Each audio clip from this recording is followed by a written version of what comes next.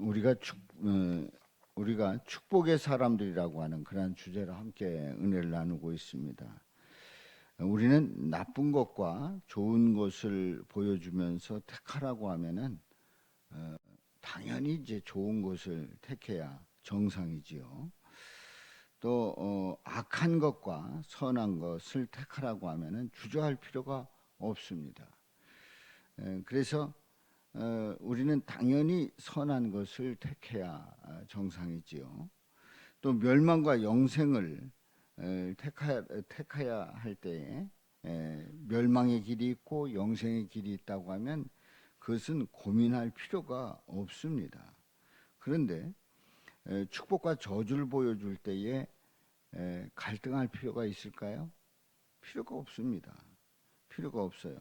당연히 축복을 택하고 또 영생을 택하고 좋은 것 택하고 그리고 선한 것을 택하면 되는 겁니다. 그런데 문제는 인간은 당연히 택해야 될 것 같은데 그 길로 가야 될 것 같은데 그리고 그 길로 가야 마땅한 것 같은데 아니라는 사실입니다. 이것이 바로 죄인의 속성입니다. 그런데 오늘 이 본문 말씀에 보면은 축복과 저주를 선포하는 그런 의식을 오늘 이 본문 말씀에서 이제 보게 됩니다. 여호수아가 에발산에 한 제단을 쌓게 되는데요.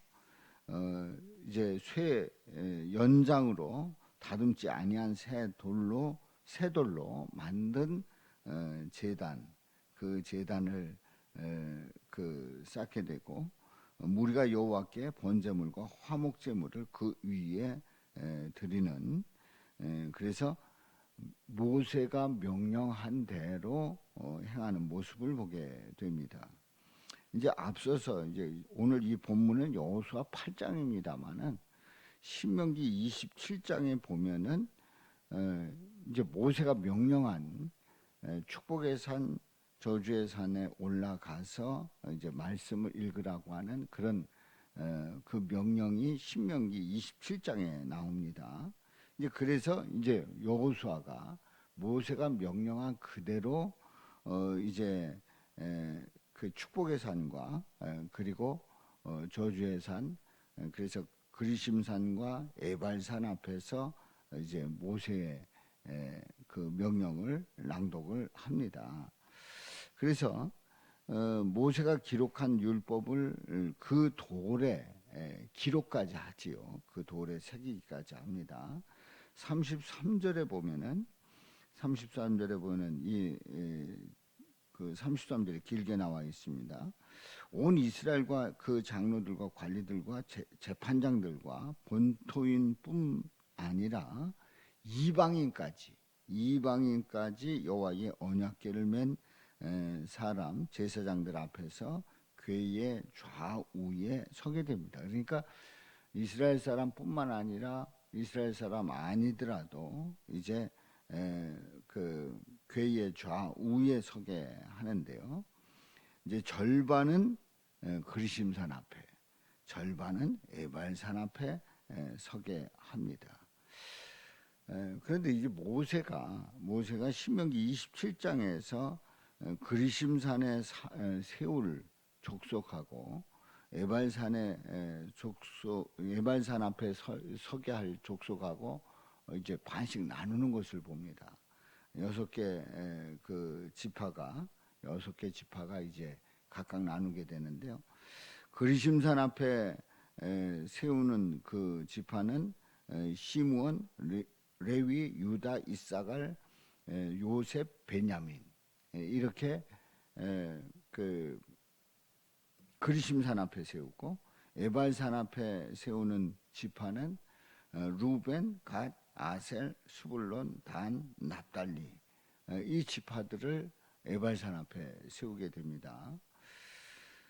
바로 전에 그러니까 여호와의 종 모세가 이스라엘 백성에게 축복하라고 명령한 대로 함이라. 이제 명령한 대로 이제 그렇게 세워서 이제 그 여호수아가 율법책을 이제 읽게 됩니다. 34절에 보면은 그 후에 여호수아가 율법책에 기록한 모든 것대로 축복과 저주하는 율법의 모든 말씀을 낭독하였으니, 그렇게 말씀을 합니다. 축복과 저주하는 율법의 모든 말씀을 낭독하였다고 분명히 기록하고 있습니다. 그래서 모든 사람 앞에서 낭독하지 않은 말이 하나도 없었다고 말씀에서 기록하고 있지요. 그러니까 축복과 저주를 선포를 하고 있는 겁니다. 자, 그렇다고 하면 이 축복과 저주의 말씀 가운데 어떤 말씀을 따라가야 할까요? 축복의 산 그리심산이고 또 저주의 산 에발산 앞에서 서게 하신 그 이유가 또 뭘까요? 자, 우리는 이제 모세를 통해서 명령하셨고, 그리고 여호수아는 모세의 명령대로 지금 그리심산과 에발산 앞에서 세우고 축복과 저주를 명령하고 있단 말이죠. 그 말씀을 선포하고 있어요. 축복과 저주가 분명히 나누어진다는 것을 말씀하고 있습니다. 자, 그렇다고 하면 이 축복과 저주는 누가 주관합니까? 살아계신 하나님께서 축복과 저주를 다 주관하고 계십니다. 그러니까 축복은 하나님이 다스리고 저주는 사탄이 다스리는 게 아니라 축복과 저주 모두를 다 하나님이 주관하고 다스리십니다. 자, 그렇다고 하면 왜 축복과 저주를 꼭 그렇게 나누어 가지고 말씀하시고, 그리고 나누어서 서게 하시고, 그리고 돌에 새기고, 또 그 모든 말씀을 하나도 빠지지 않고 다 선포한 이유가 뭐냐 말이죠. 바로 우리 하나님께서 이 축복과 저주를 주관하고 있다는 것을 말씀하시고, 또한 이 축복과 저주를 어떻게 나눠지게 되는가, 그리고 축복 앞에 또 저주 앞에 누가 서게 되는가 하는 것을 모세를 통해서 말씀하시고 여호수아를 통해서 선포하고 있는 거예요. 그게 어떻게 나눠집니까? 바로 그것은 앞으로 이제 메시아가 오는데, 이 메시아가 분명히 그 기준이 되리라 말씀을 하고 있는 겁니다. 예수 그리스도를 영접하는가 영접하지 않는가에 따라서, 다시 해서 예수 그리스도를 믿는가 믿지 않는가에 따라서 축복과 저주가 분명히 나눠진다는 것을 말씀하고 있는 겁니다. 그러니까 우리는 이 여호수아에 있는 이 본문을 보면서, 또 신명기에 있는 모세가 이렇게 하라고 명령했던 그 말씀을 보면서 축복과 저주를 나누고 있는데, 그 축복과 저주를 나누는 분명한 그 기준점이 누구시냐 하는 거예요. 윤리와 도덕으로, 율법과 계명으로 자신의 의를 쌓는 사람들이 축복일까요? 그리고 그렇지 않은 사람들은 저주일까요? 아닙니다. 여기서 말씀하고 있는 것은 바로 예수 그리스도가 축복과 저주의 기준점이 된다는 사실을 이미 예고하고 있는 겁니다. 그렇습니다. 저와 여러분들이 당연히 축복을 받고 싶지요. 또 저주는 우리가 받고 싶지 않고 영생의 길을 가고 싶지요. 멸망의 길을 가고 싶지 않습니다. 바로 그 길은 예수 그리스도에 의해서 나눠지는 줄로 믿습니다. 예수 그리스도를 믿을 때에 바로 그 하나님의 그 복을 우리가 받아 누릴 수 있고, 그리고 그 복은 영생의 복임을 우리에게 말씀하고 있지요.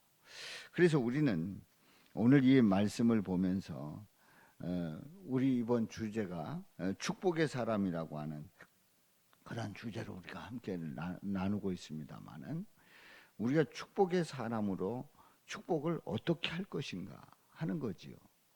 우리가 축복을 할 때에 잘 되라, 형통해라, 또 잘 살아라, 건강해라 하는 그 덕담, 그런 축복을 우리가 할 수 있어요.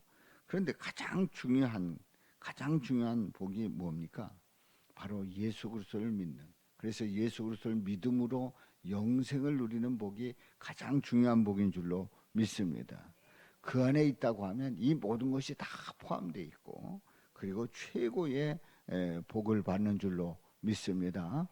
축복과 저주를 말씀하고 있는 오늘 이 본문 말씀을 통해서, 이 축복과 저주는 예수 그리스도를 통해서, 나를 위해서 기꺼이 십자가에서 죽으신 예수 그리스도를 통해서 그 저주를 다 짊어지신 그 예수님 때문에 우리가 예수님을 믿기만 하면 축복의 그 길로, 영생의 길로 나갈 수 있음을 고백하면서, 오늘도 예수 그리스도를 분명히 믿고 믿음으로 나가는 우리 모든 성도님들이 축복 가운데 누릴 수 있기를 주님의 이름으로 축원합니다.